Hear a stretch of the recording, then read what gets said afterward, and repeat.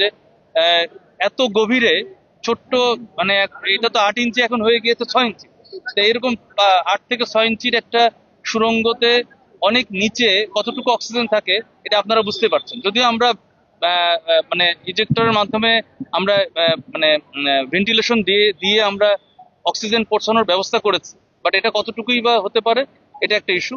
তো এটা তো মানে সম্ভাবনা খুবই ক্ষীণ। তারপরেও অলমাইটি আল্লাহ যদি চান যে অবশ্যই অনেক কিছু সম্ভব, তবে সম্ভাবনা না না এটা তো যখন আমরা দেখেছি যে আমাদের সার্চ ভিশন ক্যামেরা যখন গিয়েছে, আমরা যখন আসছি, আসার পরে সার্চ ভিশন ক্যামেরা যখন আসছে, আসার পরে যখন দেখা হলো যে উপরে আপনার হচ্ছে মাটি পড়ে গেছে, যেটা তখনই স্থানীয় যারা ছিলেন তারাই বললেন যে আপনারা আসার আগে আবার আমাদের স্থানীয় যারা আছেন তারা আবার চেষ্টা করেছে। স্বাভাবিক, এটা একটা ইমোশনাল ইস্যু, চেষ্টাটা করবে এটাই স্বাভাবিক।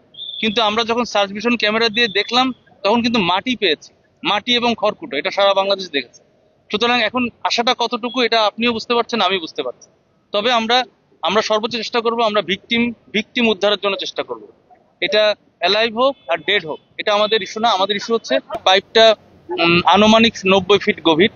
তা 90 ফিট যদি হয়ে থাকে, হয়তো দীর্ঘকাল যেহেতু পাইপ ছিল না, আশা করছি যে হয়তো মাটি ভরাট হয়ে হয়ে এই 90 ফিটটা একটু ছোট হয়েছে।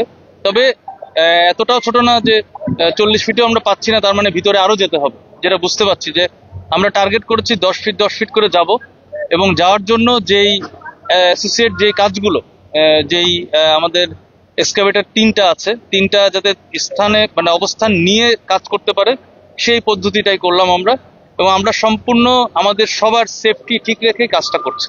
কত সময় লাগতে পারে লক্ষ্যে পৌঁছতে? আমরা আসলে বলতে পারছি না, কারণ আমরা এখন ওই 10 ফিট করে দেখবো, কারণ আমরা 40 ফিট এট স্টেজ গিয়েছি, আপনারা দেখেছেন। এট স্টেজ আমরা 40 ফিট যেয়ে আমরা পেলাম না। সুতরাং আমরা ধারণা করছি যে আরো 10 ফিট যেয়ে দেখবো যে কি পরিস্থিতি।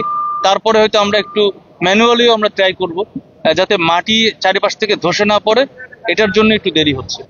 দেখুন, অলরেডি কিন্তু আমরা অনেক সাবধানতা অবলম্বন করে কাজটা করেছি, এবং ভাইব্রেশনের যে ইস্যুটা আসছে সেটা কিন্তু এর থেকে আরো হেভি হেভি জিনিস ছিল, যেগুলো মানে আমরা দূরে থেকে ব্যবস্থা করেছি। মানে আপনি দেখবেন যে যেই সাইট তার থেকে অন্তত ন্যূনতম 10-15 ফিট দূরে আমাদের এই এক্সকাভেটর গুলো থাকছে।